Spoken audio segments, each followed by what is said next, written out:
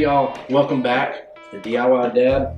Today is going to be the barbecue edition. I'm going to show you how to cook award-winning ribs in just 3 easy steps. So here we go. First thing we got, these are baby back ribs. There's 2 different types you can cook. They both cook about the same. One's a little bit fattier. These are baby backs. They come from the back of the hog near the spine. It's actually attached to what you know is like the pork loin.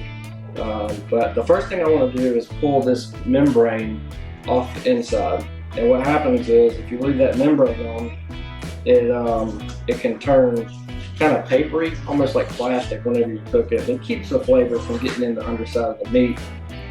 So all I usually do is I'll start on there's 2 different sides. There's a higher side of the bone. And I go in here, get my hands down in it, and then you got your hands kind of underneath that membrane. And then I just pull this hand underneath all the way to the end. Pull that, keep on going, just like that.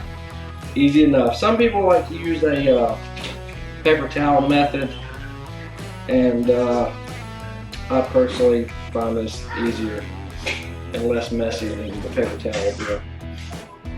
So I'm going to do that for this other rack of ribs. Don't mind my blue tip coming down, barking her head off. And then I got another one, a kid, well not a dog, but a kid about ready for a nap, so this could get interesting. I've got Tennessee Mojo Barbecue. West Tennessee guy, Jay Durbin, makes this. It's really good. You can order it online on his website, TennesseeMojoBarbecue.com. And then we got the Central Barbecue Rib that I'm using. I picked this up. My wife's family's from Memphis, so when I was out in Memphis, I picked this up as well. So let's get started. I'll show you how we do it. All right. So first, I'm gonna start with a layer, and I like to layer my rubs. That's why I use 2 different types. So we're gonna do the back first. Just sprinkle it on there real good. And I really don't, now the underside I will kind of rub a little bit, just to kind of work it into the bones, but you'll see how I do it on top. I just kind of put it on and leave it, let it soak in naturally. Alright, I'm going to put some of the Central Barbecue on here.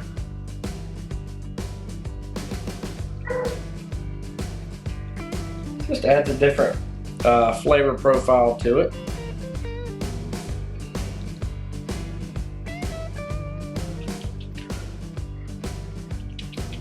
Alright, so that's done. Pull this off, Lord, I'm going to have to wash this counter. Alright, so I'm going to do this on this side too.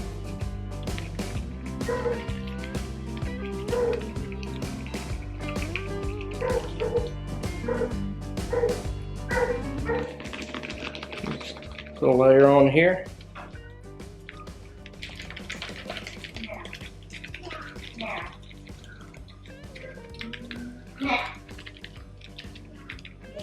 Alright, and then I'll put a final coat. Why are you being nosy? Alright, so I'll let this sit about 15-20 minutes, let it soak in naturally, and we'll put them on the pit. Alright, so we've got the pit set at 250 degrees, and then we're about to put these bad boys on. Look at these things. Letting that rub soak in. That's how you're going to get a nice even bark. So we're going to put it here on the top rack.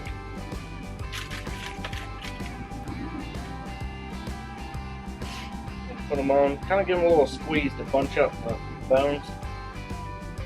Squeeze it together like that. It just helps keep them juicy, keeps them iron out. Alright, so we're going to leave those on. We're going to smoke them at 250 degrees for about 2 hours. We're going to do the 2-2-1 method. So we smoke for 2, wrap for 2, unwrap and let it sit for another hour. So here we go.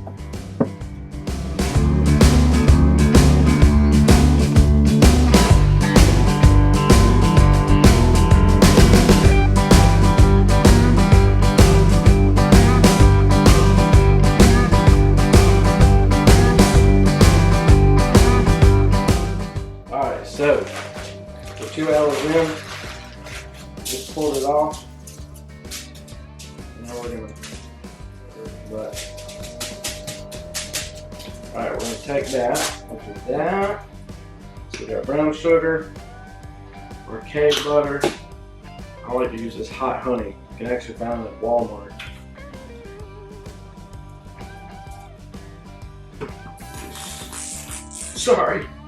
Sorry guys. And then put this rack. You can do more brown sugar than that, but I don't have a lot left, so.